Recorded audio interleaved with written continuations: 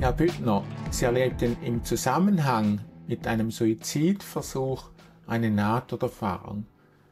Wie kam das? Mit 22 Jahren hatte ich eine Lebenskrise. Meine Mutter verstarb nach langer Krankheit an Alzheimer. Außerdem ging eine mir wichtige Beziehung zu Bruch. Gleichzeitig hatte ich noch Probleme bei der Arbeit mit einem Arbeitskollegen. Das war für mich alles ein bisschen zu viel des Guten. Mir ging es immer schlechter. Konnte schlecht schlafen und mich nur schwer konzentrieren. Ich ging dann nicht mehr zur Arbeit, sondern sperrte mich in meine Wohnung ein, machte die Rollläden runter. Ja, mir ging es ziemlich schlecht und ich heulte und war ziemlich verzweifelt. Ich hatte das Gefühl, ich stehe mit dem Rücken zur Wand. Ja, was mache ich? So wie jetzt konnte ich auch nicht weiterleben. Es war ja kein Leben. Also sah ich nur noch einen Ausweg, den Freitod, den Suizid. Weil ich dachte, wenn ich nicht mehr bin, dann ist das Problem auch nicht mehr da, das ich habe.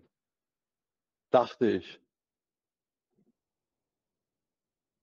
Naja, dann habe ich versucht, mich mit Schlaftabletten und Alkohol umzubringen. Als dann die Tabletten wirkten, hatte ich folgendes Erlebnis, was mich jetzt immer noch ganz schön beschäftigt. Und wenn ich daran denke, kommt es mir vor, als wäre es gestern passiert. Wie erlebten Sie die Nahtoderfahrung? Also zuerst vernahm ich ein lautes, aber angenehmes Klingeln, das dann nach und nach leiser wurde. Und ich sah in der Ferne ein gelbes Licht, von dem ich mich magisch angezogen fühlte. Es war so ein Gefühl hier ist meine Heimat, da muss ich hin, da geht es mir gut. Instinktiv wollte ich dahin und habe mich deshalb weiter aus meinem Körper gezogen. Als ich dem Licht näher kam, sah ich eine ja, Art hell erleuchteten Tunnel, von dem am Ende helle Strahlen ausgesendet wurden, die aber nicht blendeten, sondern eher angenehm waren. Ich war nicht alleine, sondern sah viele Menschen, die ebenfalls in den Tunnel strömten. War schon voller Vorfreude, dass ich endlich in das Licht hineinkomme. Da geschah etwas völlig Unerwartetes. Ich wurde abrupt gestoppt. Mir wurde abrupt der Weg versperrt. Und dann sah ich ein großes, erhabenes Wesen in weißem Gewand mit blonden Haaren und ein vollkommenes Gesicht. Das Wesen hatte ein großes Schwert in beiden Händen. Die Spitze des Schwertes zeigte nach unten auf den Boden.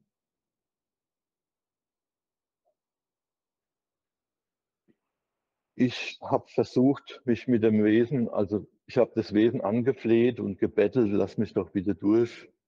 Ich möchte da ins Licht.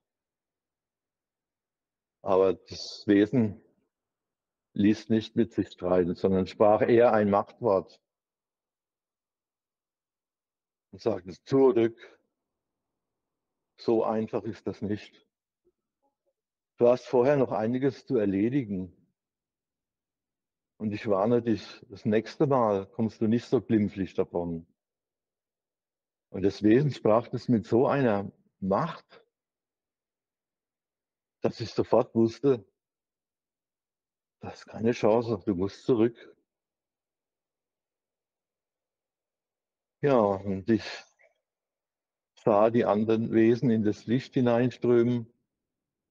Aber mir wurde der Weg versperrt, was mich sehr, sehr traurig machte und ich mich wohl oder übel wie ein trotziges Kind auf den Weg zurück machte.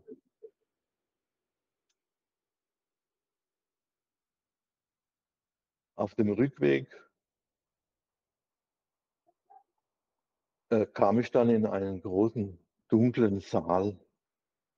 Im Hintergrund war das Weltall und die wunderschöne Erde. Auf der linken Seite saßen ungefähr 4 bis 5 Menschen, stillschweigend, regungslos auf einer Bank und warteten. Es waren die Menschen, wo der Suizid gelungen war. Sie mussten warten, bis sie wieder an der Reihe kamen, um auf der Erde ihre Aufgabe weiterzumachen, vor der sie vorher geflohen waren. Haben Sie sich selbst auch beachtet, wie Sie da ausgesehen haben, als Sie vor diesem Engel standen? Also im Vergleich zu dem erhabenen Engelwesen habe ich mich selber als ziemlich verschmutzte kleine Kreatur gesehen. Weiß auch nicht, war vielleicht mein jetziger Zustand. Auf jeden Fall war das nicht gerade angenehm anzuschauen. Können Sie dieses hell gekleidete Wesen noch etwas besser beschreiben? Es war eine große, helle Lichtgestalt mit vollkommenem Aussehen. Also es hatte, wie soll ich sagen, es war wie ein vollkommener Mensch oder wie ein Mensch sein sollte, wenn er fertig entwickelt ist. Kam Ihnen dieses Wesen in einem gewissen Sinne bekannt vor? Bekannt würde ich nicht sagen, aber es war, es war aber trotzdem irgendwo ein Teil von mir. Also bekannt wäre zu viel, also Freund oder bekannt oder Kontakt, aber es war irgendwo ein Teil von mir. Wie können Sie das erklären, dass es ein Teil von Ihnen war? Also für mich war das erhabene Wesen die Gestalt, die ich irgendwann mal in ferner Zukunft selber sein werde. Das ist meine Theorie oder vielleicht ist es auch nur Spinnerei, aber für mich war das die Gestalt, die ich selber mal sein werde in ferner Zukunft. Und die andere Gestalt, die eher verschmutzt und klein war und gebettelt hat, in das Licht zu kommen, das war ich in meinem Jetzt-Zustand. Und das dritte Wesen beobachtete das Ganze. Also sah das erhabene Wesen und also es waren praktisch 3 Personen oder 3 Wesen beteiligt an der Erfahrung. Und trotzdem war es eins.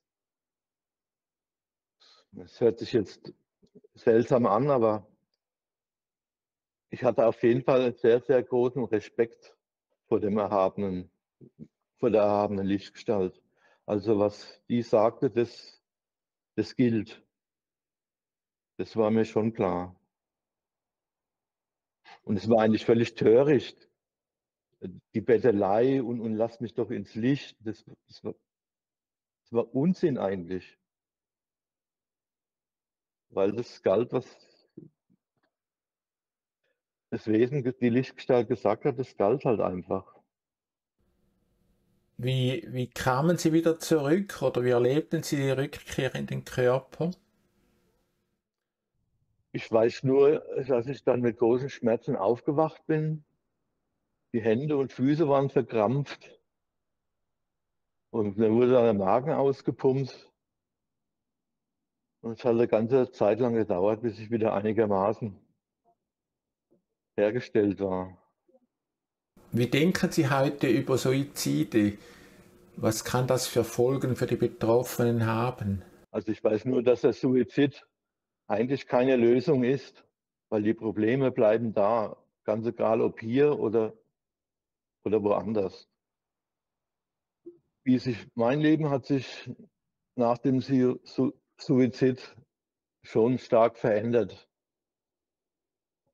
Ich war vorher eher oberflächlich und habe so im Äußeren gelebt.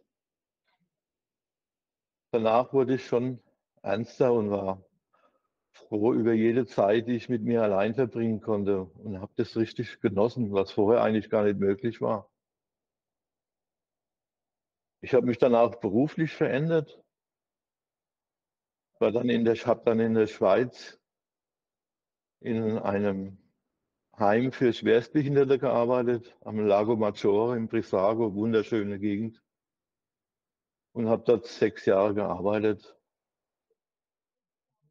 Anschließend bin ich dann wieder nach Stuttgart zurückgekehrt, meine alte Heimat. Habe dort eine Umschulung gemacht zum technischen Zeichner. Vorher war ich ja Schlosser. Habe dann als technischer Zeichner gearbeitet und ehrenamtlich Senioren betreut und Werbebekleidung teilweise gemacht. Mit 60 Jahren bin ich dann in Frührente. Ja, und jetzt genieße ich eigentlich das Leben, mache viel Waldspaziergänge, lese Gedichte, Dinge. Es tut mir einfach gut. Es gibt ja viele Personen, die in seelischen Nöten sind und an einen Selbstmord denken. Was möchten Sie solchen Personen mitteilen? Auch wenn die Situation noch so kritisch und verzweifelnd ist, es gibt immer ein Danach. Es geht immer weiter. Manchmal muss man sich auch selber ein Stück weit aufgeben, damit was Neues passiert.